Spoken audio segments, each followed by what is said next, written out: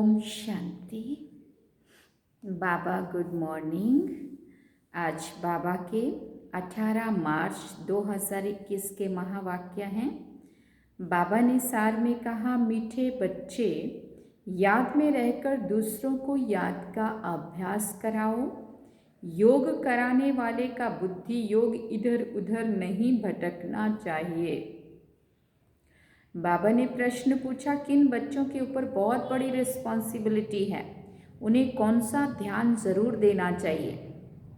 तो बाबा ने उत्तर में कहा, जो बच्चे नियमित टीचर बनकर दूसरों को योग कराते हैं उन पर बहुत बड़ी रिस्पॉन्सिबिलिटी है। अगर योग कराते समय बुद्धि बाहर भटकती है तो सर्विस की बजाय डिसर्विस करते हैं। इसलिए ये ध्यान रखना है कि मेरे द्वारा पुण्य का काम होता रहे। गीत हमने सुना, ओम नमो शिवाय। तुम मात्र सहायक बंधु सखा, तुम सबके स्वामी हो। ओम शांति। बाप सभी बच्चों को पहले तो यहाँ बैठ कर के लक्ष्य में टिकने के लिए दृष्टि देते हैं कि जैसे मैं शिव बाबा की याद में बैठा हूँ, तुम भी शिव बाबा की याद में बैठो। ये किसने कहा? अभी ब्रह्मा बाबा ने कहा। प्रश्न उठता है कि जो सामने बैठे हैं निष्ठा कराने के लिए, वो सारा समय शिव बाबा की याद में रहते हैं? घंटा समझो तुम संदली पे बैठ के, स्टेज पे बैठ के योग करा रहे हैं, परंतु अपना बुद्धि योग कितना टिका हुआ है? क्या हमारा उतना घंटा पूरा हम बाबा की याद में टिक के बैठे हैं? जो औरों को भी कशिश हो। याद में रहने से बहुत शांति में रहेंगे। अशरीरी हो, शिव बाबा की याद में रहेंगे तो औरों को भी शांति में ले जाएंगे, क्योंकि टीचर होकर बैठते हो ना। अगर टीचर ही ठीक रीति याद में नहीं होंगे तो दूसरे भी नहीं रह सकेंगे। पहले तो ये ख्याल करना है कि मैं जो उस माशूक बाबा का आशिक हूँ, उसकी याद में बैठा हूँ। अपने आप को चेक करना है। हर एक ऐसे अपने आप से पूछे, अगर बुद्धि और तरफ चली जाती है, देह अभिमान में आ जाते हैं, गोया वो सर्विस नहीं डिसर्विस करने बैठे हैं। ये नहीं सोचना संदली पे बैठे हैं तो मतलब सेवा ही हो रही है। संदली पे अगर बैठे हैं तो अगर तो हम बाबा की याद में बैठे हैं तो हम अच्छे वाइब्रेशन फैला रहे हैं, दूसरों को योग करा रहे हैं तो दूसरों को भी ऊपर की ओर उड़ा रहे हैं। और अगर हम वातावरण को भारी बनाने के निमित्त बन रहे हैं व्यर्थ या नेगेटिव विचारों से, तो हम सर्विस नहीं लेकिन डिसर्विस करने बैठे हैं। बाबा कहते ये बात समझ की है ना, कुछ सर्विस तो की नहीं, ऐसे ही बैठे हैं तो नुकसान ही करेंगे। टीचर का ही बुद्धि योग भटकता होगा तो क्या मदद करेंगे। जो टीचर होकर बैठते हैं वो अपने आप से पूछें कि मैं पुण्य का काम कर रहा हूँ या कर रही हूँ। चेक करें अपने आप को। अगर पाप का काम करेंगे तो दुर्गति को पाएंगे, पद भ्रष्ट हो जाएगा। अगर ऐसे को गद्दी पर बिठाते हो तो तुम भी रिस्पॉन्सिबल हो। तो जो बिठाने वाला है उसने ऐसे वैसे को अगर बिठा दिया तो वो बिठाने वाला भी पाप का भागी। और बैठ के जिसने बाबा को याद ना करके गलत विचारों से अगर संदली पे बैठ के रहा तो उससे उसने वाइब्रेशन भी प्रदूषण ही फैलाया समझो, और सबकी आत्माओं को ऊपर उड़ाने की बजाय नीचे गिराया, भारी बनाया। तो कितना बड़ा पाप है। बाबा कहते तो वो जिसने बिठाया वो भी पाप का भागी, और जो बैठ के पाप किया वो भी पाप का भागी। शिव बाबा तो सबको जानते हैं, ये बाबा भी सबकी अवस्था को जानते हैं। शिव बाबा कहेंगे ये टीचर बनकर बैठे हैं और इनका बुद्धि योग भटकता रहता है, ये क्या औरों को मदद करेंगे। तुम ब्राह्मण बच्चे निमित्त बने हो शिव बाबा का बनकर उनसे वर्षा लेने के। बाबा कहते हैं, हे आत्माएं मामेकम याद करो। टीचर बन बैठते हो तो अच्छी तरह से उस अवस्था में बैठो। कितना बाबा ध्यान दिला रहे हैं। यूँ तो हर एक को बाप को याद करना है। स्टूडेंट अपनी अवस्था को समझ सकते हैं, जानते हैं कि हम पास होंगे व नहीं। टीचर भी जानते हैं, अगर प्राइवेट टीचर रखते हैं वो भी जानते हैं उस पढ़ाई में तो कोई खास टीचर रखना चाहें तो रख सकते हैं। यहाँ अगर कोई कहते हैं हमको योग में बिठाओ तो बाप की याद में बैठना है। बाप का फरमान ही है माम एकम याद करो। तुम आशिक हो, चलते फिरते अपने माशूक को याद करो। सन्यासी ब्रह्म को याद करते हैं, समझते हैं कि हम जाकर ब्रह्म में लीन हो जाएंगे। जो अधिक याद करते होंगे उनकी अवस्था अच्छी होगी। हर एक में कोई ना कोई खूबी तो रहती है ना। कहते हैं कि याद की यात्रा में रहो, खुद को भी याद में रहना है। बाबा के पास कोई तो सच्चे भी हैं और कोई झूठे भी हैं। देखो बाबा जानता है, बाबा के बन गए इसका मतलब हम बहुत पक्के हो गए नहीं, लेकिन हम कर क्या रहे हैं उसके आधार पे बाबा सब समझता है, जानता है। कहते हैं कि याद की यात्रा में रहो, खुद को भी याद में रहना है। बाबा के पास कोई तो सच्चे हैं, कोई झूठे भी हैं। खुद निरंतर याद में रहें बड़ा मुश्किल है, इतना इजी नहीं है। बाबा कहते हैं कोई तो बाप से बिल्कुल सच्चे रहते हैं। ये बाबा भी अपना अनुभव तुम बच्चों को बताते हैं कि थोड़ा समय याद में रहता हूँ फिर भूल जाता हूँ, क्योंकि इसके ऊपर तो बहुत बोझ है। कितने ढेर बच्चे हैं। तुम बच्चों को ये भी पता नहीं पड़ता है कि ये मुरली शिव बाबा ने चलाई व ब्रह्मा चलाते हैं, क्योंकि दोनों इकट्ठे हैं ना। ये कहते हैं मैं भी शिव बाबा को याद करता हूँ। ये बाबा भी बच्चों को निष्ठा कराते हैं। ये बाबा मतलब ब्रह्मा बाबा की बात है। ये बैठते हैं तो देखते हैं सन्नाटा अच्छा हो जाता है, क्योंकि ये एकदम अशरीरी होकर के बैठते, योग युक्त होकर के बैठते हैं, बहुतों को खींचते हैं। देखना आप, आपका भी अनुभव होगा, मेरा भी खुद का अनुभव है। जब कोई इतना योग युक्त होकर बैठता है ना संदली पे, स्टेज पे, और वो दृष्टि देता है ना चारों तरफ, तो वो दृष्टि जब हम ले रहे होते हैं ना तो हम भी बिना मेहनत के उड़ने लगते हैं। इतना अच्छा खींचते हैं बाबा की तरफ ऊपर, है ना। तो वो जो खुद याद में बैठा होगा वो दूसरों को भी उड़ाएगा, और जो खुद भारी होके बैठा होगा वो जिधर भी दृष्टि देगा वो सारे भी भारी होते जाएंगे। और कितनी डिसर्विस है। बाबा ने कहा समझो तुम डिसर्विस कर रहे हैं। बहुतों को खींचते हैं, बाप है ना। कहते हैं बच्चे याद की यात्रा में रहो, खुद को भी रहना है, सिर्फ पंडित नहीं बनना है। दूसरों को तो याद दिलाना ही है, लेकिन समझाना है, लेकिन खुद को भी याद में रहना है, सिर्फ बोलना नहीं है लोगों को। याद में नहीं रहेंगे तो अंत में फेल हो पड़ेंगे। बाबा मम्मा का तो ऊंच पद है, बाकी तो अभी माला बनी नहीं है, एक भी दाना बना हुआ कंप्लीट नहीं है। आगे माला बनाते थे बच्चों को लिफ्ट देने के लिए, परंतु देखा गया कि माया ने बहुतों को खत्म कर दिया। सारा मदार सर्विस पर है। तो जो सामने निष्ठा कराने बैठते हैं उनको समझना है कि मैं सच्चा टीचर होकर बैठूं। नहीं तो बोलना चाहिए कि हमारी बुद्धि यहाँ वहाँ चली जाती है, मैं यहाँ बैठने के लायक नहीं हूँ। स्वयं बताना चाहिए, ऐसे नहीं कि आप पे ही कोई आकर बैठे। कोई है जो मुख से मुरली नहीं चलाते परंतु याद में रहते हैं, लेकिन यहाँ तो दोनों में तीखा जाना चाहिए। साजन बहुत लवली हैं, उनको तो बहुत प्यार से याद करना चाहिए, मेहनत है इसमें। बाकी प्रजा बनना तो सहज है, दास दासियां बनना बड़ी बात नहीं है। ज्ञान नहीं उठा सकते हैं, जैसे देखो यज्ञ की भंडारी है, सबको बहुत खुश करती है, किसी को दुख नहीं देती है, सब महिमा करते हैं। तो वाह शिव बाबा की भंडारी तो नंबर 1 है। बहुतों की दिल खुश करती है। बाबा भी बच्चों की दिल खुश करने आए हैं ना। बाबा ने कहा, बाप कहते हैं कि मुझे याद करो और ये चक्र बुद्धि में रखो। अब हर एक को अपना कल्याण करना है, हड्डी सर्विस करनी चाहिए। हड्डी सर्विस करनी चाहिए मतलब बहुत जिगर से, दिल से सेवा करनी चाहिए। तुमको बहुत रहम दिल बनना चाहिए। मनुष्य मुक्ति, जीवन मुक्ति के लिए बहुत धक्का खाते हैं। किसी को भी सदगति का मालूम ही नहीं है।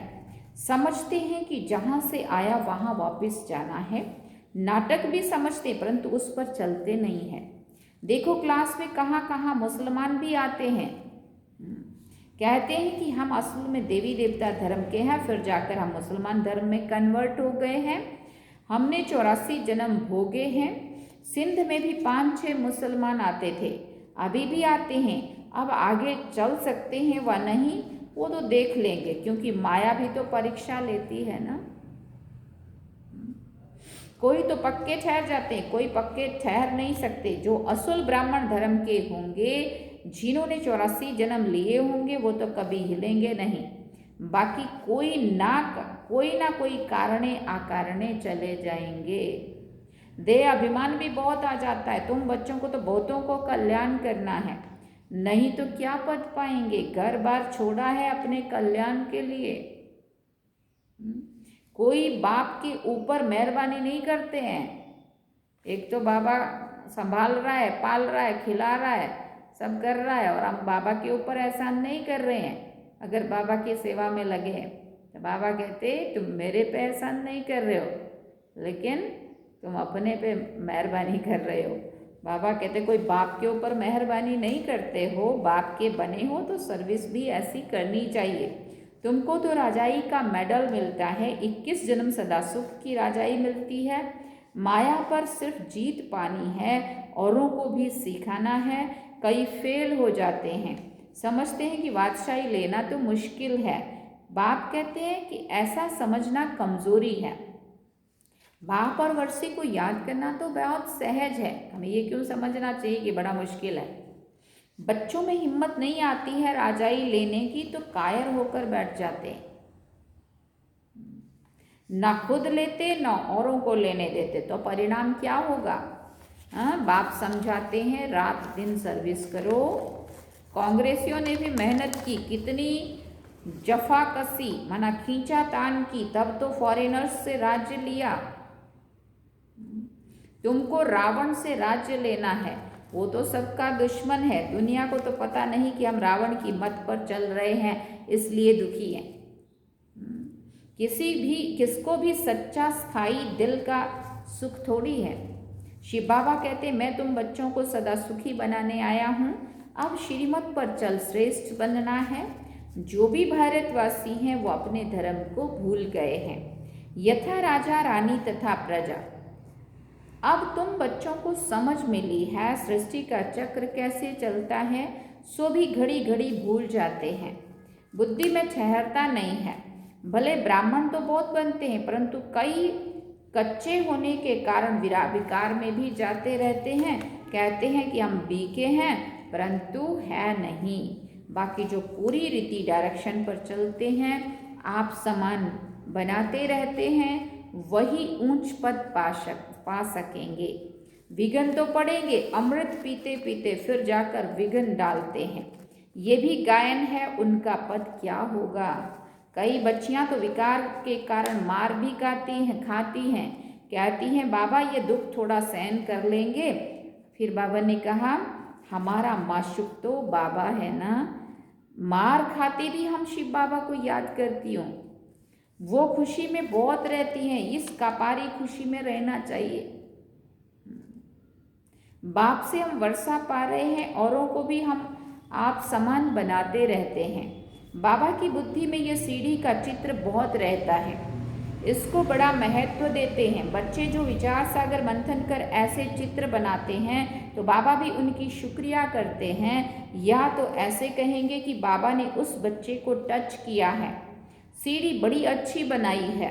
84 जन्मों को जानने से सारे सृष्टि के आदि मध्य अंत को जान गए हैं। ये फर्स्ट क्लास चित्र है। त्रिमूर्ति गोले के चित्र से भी इसमें अच्छी नॉलेज है। अभी हम चढ़ रहे हैं, कितना सहज है।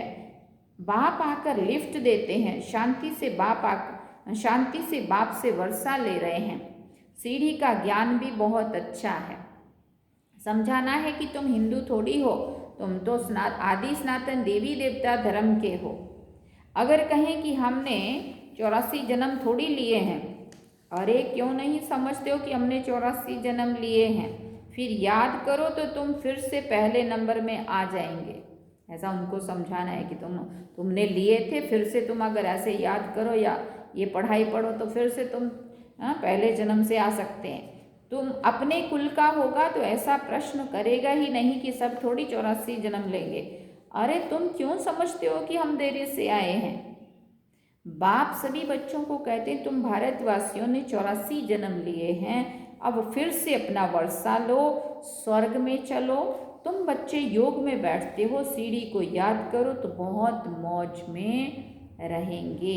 हमने 84 जन्म पूरे किए हैं, अब हम वापस जाते हैं। कितनी खुशी होती है।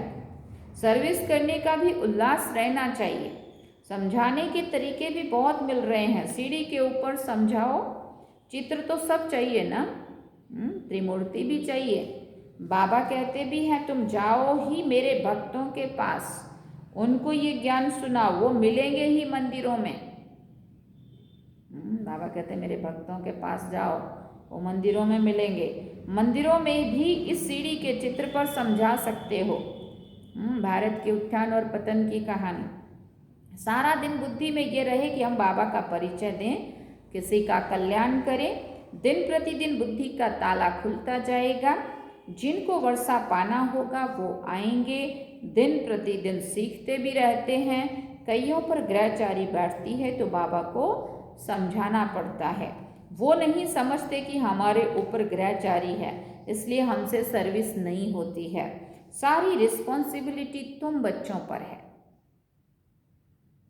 अब हम समझ सकते हैं कि बाबा पूरी जिम्मेवारी हमारे पे डाल रहा है। सारी रिस्पॉन्सिबिलिटी तुम बच्चों पर है। आप समान ब्राह्मण बनाते रहो। सर्विस पर रहने से बहुत खुशी होती है, बहुतों का कल्याण होता है।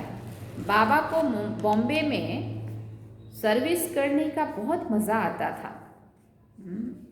बाबा को बॉम्बे में सेवा करने का बहुत मज़ा आता था। बहुत नए नए आते थे। बाबा की तो बहुत दिल होती थी कि सर्विस करें।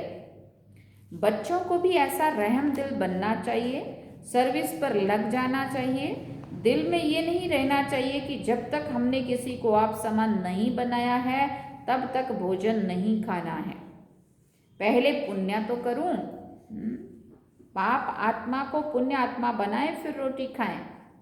तो पहले साकार बाबा के होते हुए ऐसा बाबा नियम बनाते थे कि पहले 2 4 10 को ज्ञान सुना के आओ, उसके बाद ही नाश्ता करना। जिस दिन ज्ञान नहीं सुनाएंगे उस दिन नाश्ता नहीं मिलेगा, है ना। बाबा कहते तो सर्विस में जुटे रहना चाहिए। किसी का जीवन सफल बनाए तब रोटी खाएं। सुना, बाबा कहते आप समान ब्राह्मण बनाने की कोशिश करनी चाहिए। फिर बाबा ने कहा बच्चों के लिए मैगजीन निकलती है, लेकिन बीके इतना पढ़ते नहीं हैं। समझते हैं कि हमको थोड़ी पढ़ना है, ये तो बाहर वालों के लिए है।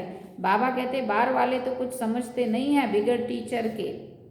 यह है ब्रह्मा कुमार कुमारियों के लिए तो पढ़कर रिफ्रेश हों, परंतु वो पढ़ते नहीं है। सभी सेंटर्स वालों से पूछते हैं कि सारी मैगजीन कौन पढ़ते हैं। हम सब भी अपने आप से पूछें, हमने पहली बात तो हमने ज्ञानामृत लगवाई है कि नहीं लगवाई है। अगर नहीं लगवाई है तो आज की मुरली सुन करके लगवा लेना, अपनी रिन्यू करा लेना, क्योंकि पैसा हम लोग भर रहे होते हैं और कोई लेके भी नहीं जाते हैं, अपने यहाँ पे पड़ी रहती है। इसलिए जो सेंटर पे इस सेंटर से जुड़े हैं वो इस सेंटर से लेके जाएं अपनी अपनी। जो नई मेंबर बने हैं वो मेंबर बन जाएं, क्योंकि बाबा की मुरली है, बाबा की श्रीमत है। बाबा कह रहा है मैगजीन पढ़नी चाहिए रिफ्रेश होने के लिए, तो हमें पढ़नी चाहिए। हाँ, और जो भी जहाँ भी जिस भी सेंटर पे जाते हैं वहाँ जा कर के ये मत समझो कि मोबाइल में सब कुछ आ जाता है, लेकिन हार्ड कॉपी जो बाबा ने लगाई हुई है तो वो वहाँ से अपने अपने सेंटर से जाके रिन्यू कराएं, लें और उसको पढ़ें। बाबा की आज्ञा का पालन करें। बाबा पूछते हैं, सभी सेंटर वालों से पूछते हैं कि सारी मैगजीन कौन पढ़ते हैं, मैगजीन से क्या समझते हैं, कहाँ तक ठीक है। मैगजीन निकालने वाले को भी आफरीन देनी चाहिए। हाँ, जानकी दादी 104 ईयर्स की थी, लेकिन तो भी ऐसे ज्ञानामृत लेके बैठ के पढ़ती रहती थी। मैगजीन निकालने वाले को भी आफरीन देनी चाहिए कि आपने बहुत अच्छी मैगजीन लिखी है, आपको धन्यवाद करते हैं। मेहनत करनी है, मैगजीन पढ़नी है। ये बच्चों के रिफ्रेश होने के लिए है, लेकिन बच्चे पढ़ते नहीं हैं। देखो दोबारा बाबा ने ध्यान दिलाया, जिसका नाम बाला है उन्हों को सब बुलाते हैं कि बाबा भाषण करने के लिए हमारे पास फलाने को भेजो। बाबा फिर समझते हैं कि खुद भाषण करना नहीं जानते हैं, तब तो मांगनी करते हैं। तो सर्विसेबल को कितना रिगार्ड देना चाहिए। अच्छा, मीठे मीठे सिकिलदे बच्चों प्रति माता पिता बाप दादा का याद प्यार और गुड मॉर्निंग। रूहानी बाप की रूहानी बच्चों को नमस्ते। हम रूहानी बच्चों की रूहानी माता पिता बाप दादा को दिलवा चांद सिकवा प्रेम से याद प्यार गुड मॉर्निंग नमस्ते थैंक्स बाबा जी। अवधारणा के लिए मुख्य सार है। पहला पॉइंट, राजाई का मेडल लेने के लिए सबकी दिल को खुश करना है। बहुत बहुत रहम दिल बन अपना और सर्व का कल्याण करना है। हड्डी सेवा करनी है। और दूसरा पॉइंट, देह अभिमान में आकर डिसर्विस नहीं करनी है। सदा पुण्य का काम करना है। आप समान ब्राह्मण बनाने की सेवा करनी है। सर्विसेबल का रिगार्ड रखना है। आज का वरदान बाबा ने कहा, याद और सेवा के डबल लॉक द्वारा सदा सेफ, सदा खुश और सदा संतुष्ट भव। याद और सेवा के डबल लॉक द्वारा सदा सेफ, सदा खुश और सदा संतुष्ट भव। सारा दिन संकल्प, बोल और कर्म बाप की याद और सेवा में लगा रहे। हर संकल्प में बाप की याद हो। बोल द्वारा बाप का दिया हुआ खजाना दूसरों को दो। कर्म द्वारा बाप के चरित्रों को सिद्ध करो। अगर ऐसे याद और सेवा में सदा बिजी रहो तो डबल लॉक लग जाएगा, फिर माया कभी भी आ नहीं सकती। जो इस स्मृति से पक्का लॉक लगाते हैं वो सदा सेफ, सदा खुश और सदा संतुष्ट रहते हैं। स्लोगन में बाबा ने कहा, बाबा शब्द की डायमंड चाबी साथ हो तो सर्व खजानों की अनुभूति होती रहेगी। बाबा शब्द की डायमंड चाबी साथ हो तो सर्व खजानों की अनुभूति होती रहेगी। अच्छा, ओम शांति। ये थे बाबा के आज के महावाक्य। बाबा ने सार में कहा, मीठे बच्चे याद में रहकर दूसरों को भी याद का अभ्यास कराओ। योग कराने वाले का बुद्धि योग इधर उधर नहीं भटकना चाहिए। ये हम सब ने आज बाबा के महावाक्य सुने और गीत में सुना। ओम नमो शिवाय। तो मात सहायक स्वामी सखा, फिर से जो आधा रह गया है गीत वह सुनेंगे और बाबा को याद करेंगे। ओम शांति।